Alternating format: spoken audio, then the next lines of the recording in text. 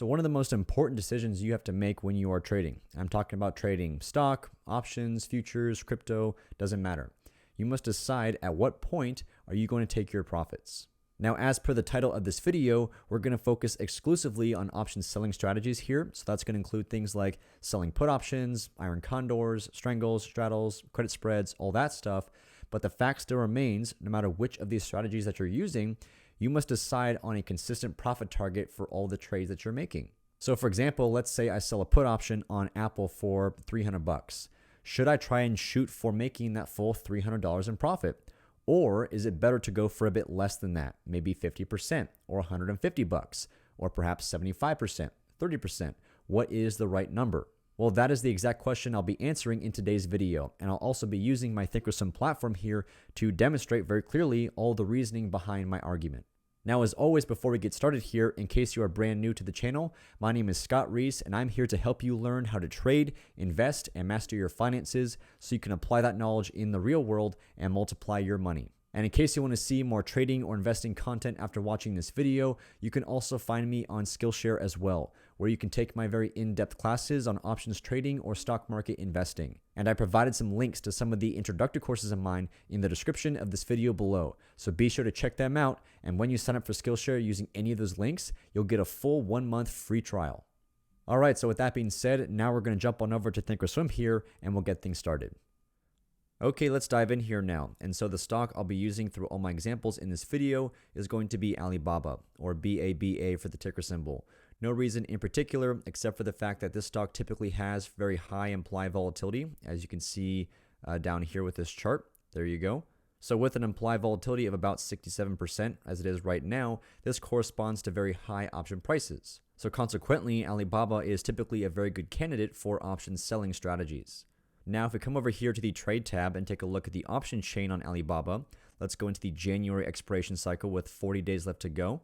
And let's say for the sake of example, I'm pretty bullish on the stock because Alibaba has come down quite a bit over the past few months. So therefore, maybe I'm inclined to sell an out of the money put option, perhaps the 115 strike with a 30 delta. And for this one contract, I could collect about 520-ish bucks. And that's definitely some pretty decent premium here because again, like I said, the implied volatility for the stock is often very high. Now also as a side note here, even though in my examples I'll be just using a simple naked put option, everything I discuss in this video can be applied to pretty much any option selling strategy. So naked puts, naked calls, put credit spreads, call credit spreads, iron condors, strangles, straddles, covered calls, all that stuff. So again, even though I'll be focusing just on this put option here, do keep that point in mind. And so now by selling this contract here, one of the questions that should come to mind is when should I take my profits? Should I hold this trade all the way to the January expiration date, 40 days from now, to potentially make the full $500? Or should I simply aim to buy back the contract for a lower price sometime before the expiration date? Right? Perhaps if today I can sell this put option for about $520, maybe 2 or 3 weeks from now, the price of this contract falls down to maybe $200. And at that point, I could buy it back and book my profits. So what should I do here?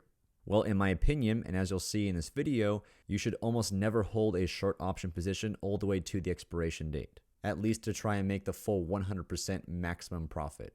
And that's why if you watch my live option trading videos, you see that I take my profits pretty much always at 50% of the maximum.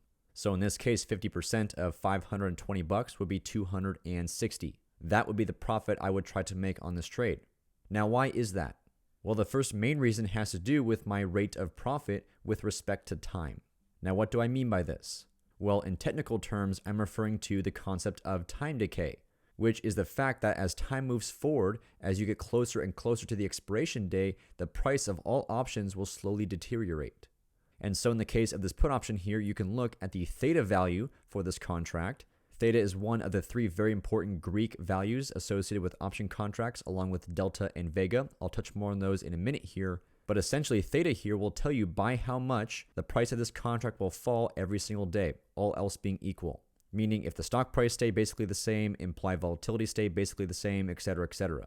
And right now, as you can see here with the 115 strike put option, the theta value is 11. So again, that means come tomorrow, basically, assuming everything else is basically the same, the price of this option will be $11 less. Now, the issue with using theta for the point I'm going to be making here is the fact that theta can change quite wildly depend on how much time is left to expiration and also where the stock is in terms of its price and also where the current level of implied volatility is at. In other words, this is not a static number.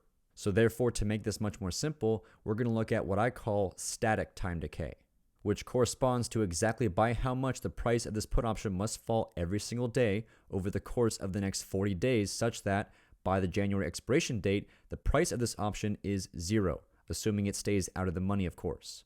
And that is also the main objective or the main goal with selling options. You want them to expire out of the money. That's how you'll make your biggest profits, right?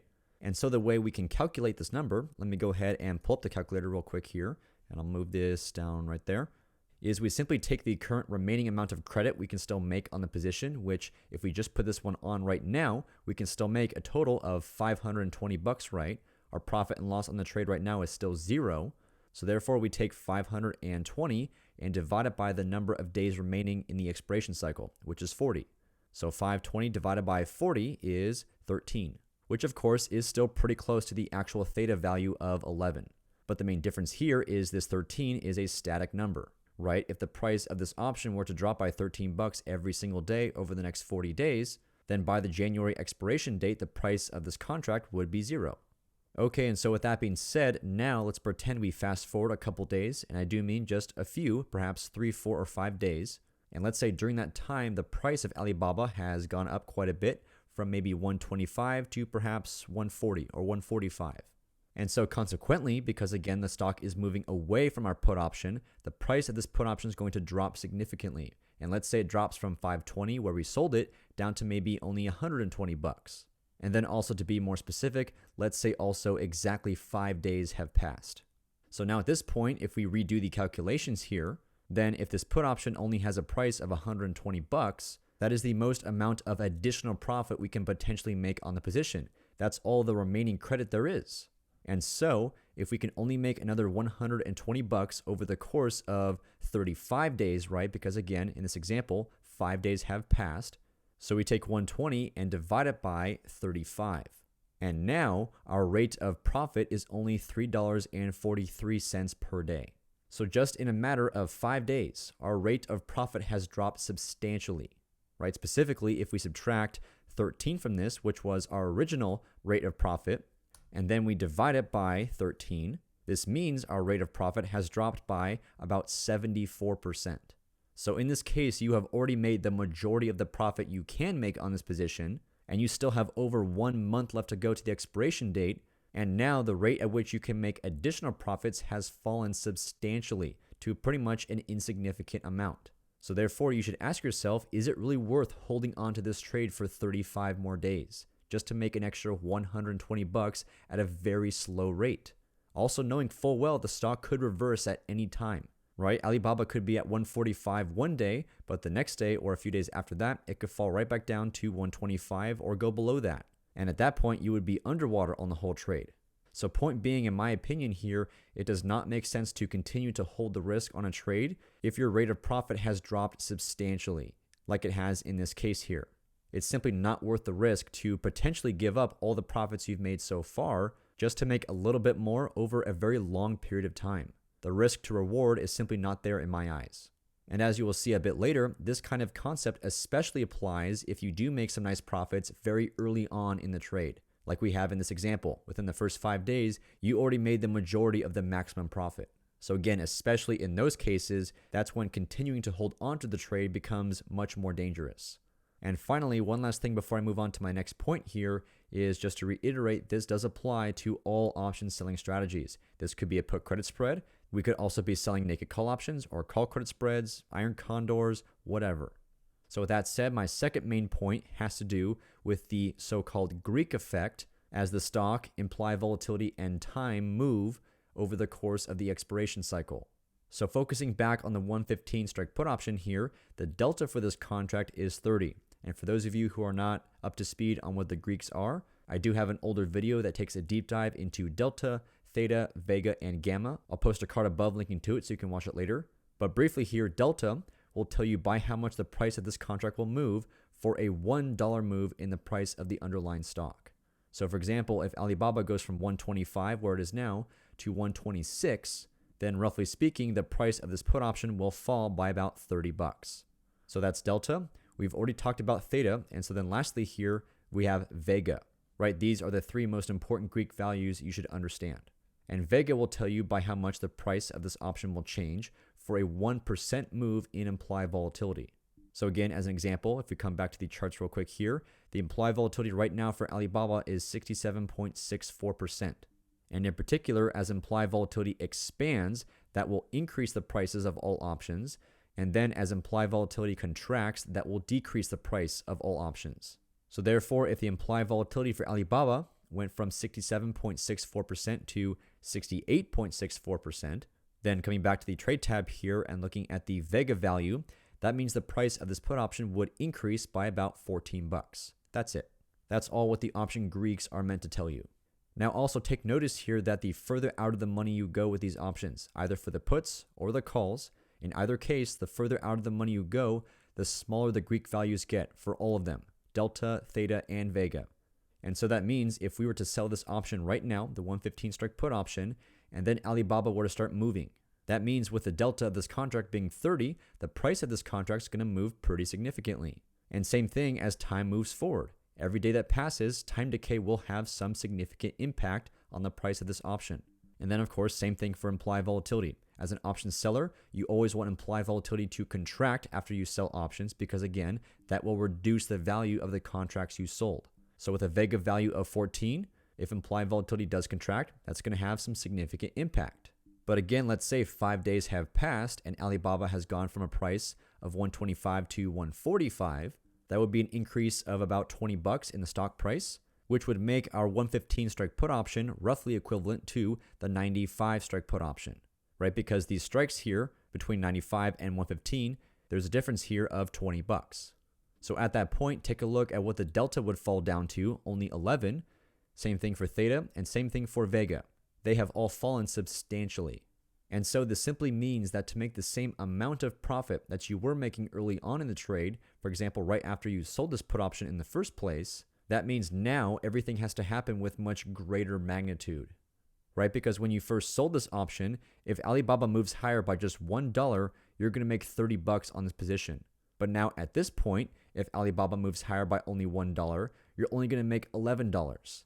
So that means if you still want to make the same additional 30 bucks, the stock's now going to have to move a full $3, not just $1. And actually probably a bit more than that because as the stock does continue higher, delta will get smaller and smaller and smaller, right? As you can see here. Same thing with theta. You're going to have more time pass to make the same amount of money as you were at the beginning of the trade. And same thing for Vega. Implied volatility is going to have to contract even more to make the same amount of profit. So now not only has your static rate of profit dropped substantially because again, there's just not much premium left to make on this position, but now you're also going to need the stock, time, and implied volatility to move even more in your favor to continue making additional profits. And all the while knowing that at any time, this stock could totally reverse, or implied volatility could expand, or both. Fortunately, time can't move backwards, so you'll always have time decay working in your favor. But I hope at this point in the video, you can really start to see why it is not beneficial to hold on to a short option position when you have already made the majority of the maximum profit, especially when you have a lot of time left until expiration. Trying to make an additional small amount of money at a much slower rate and also while relying on the stock, implied volatility, and time to move more in your favor just to make that happen, again, the risk to reward is simply not there. And so ultimately here, as I start to wrap up this video, the bottom line is you should consider taking your profits between 50 and 75% of the maximum. And as I mentioned earlier in this video, if you watch my live option trading videos, you will see that I pretty much always take my profits at 50% of the maximum.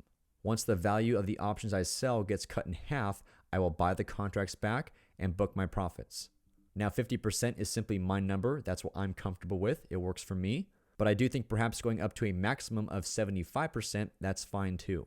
There are pros and cons to each, which I will discuss in a second here. And also to reiterate, this is especially important to do, to take your profits early when you make those profits very early on in the trade. because that in particular is what cuts down your additional rate of profit substantially. And the only exception I would say to this rule is if you are indeed very close to the expiration date, and therefore your rate of profit is still pretty much the same as where it was at the beginning of the trade, right? For example, if we bring back the calculator real quick here, and so initially when we sold the 115 strike put option, it was trading for a price of about 520. And so with 40 days left to go, divide that by 40, we of course get 13 again, right? Well, perhaps let's say this position moves against you for a while. Alibaba actually goes down in price, and then eventually things turn around. Alibaba recovers in price, and by that time, let's say there's only 10 days left until the expiration date, and now the price of the option has fallen from 520 down to maybe 130. So if this number is the additional amount of credit we can still make on the position, the additional amount of profit, and there's also only 10 days left until the expiration date, well then dividing that by 10, we still get 13. Now that being said, the Greek values on the contract might be substantially smaller as well, so always keep an eye on that and make your decision also based on that. But perhaps in this kind of situation, you might want to hold on to the trade all the way to expiration. And that's because the risk to reward in this kind of scenario is certainly much better than if you made the majority of the profits in the first 5 days. So again, this is the one kind of situation where I would say there perhaps is an exception to the rule. And then finally here, in terms of picking your profit target of 50%, 60%, 70, 75, etc., it's mostly a personal preference in my opinion. Although the main caveat here is that the smaller your profit target is, you will likely have a much higher win rate, right? Because with a lower profit target, chances are you will hit that target much more frequently. So you're going to be much more active in placing new trades. Your trade turnover, so to speak, is going to be much greater, which is fine if you are a very active trader like myself. And then do also, of course, keep in mind that with a smaller profit target, your profits will be smaller as well. That's the main downside. So therefore, if you want larger profits on average, or if you don't have the time or the desire to be super active in your trading, then you can go with a higher profit target, like 75%. Just keep in mind, of course, that you will be in trades for a longer period of time. So there's going to be more risk with doing that. There's more time, for example, for stocks to move against your position. But ultimately, I do think anywhere in between 50 and 75% is the sweet spot.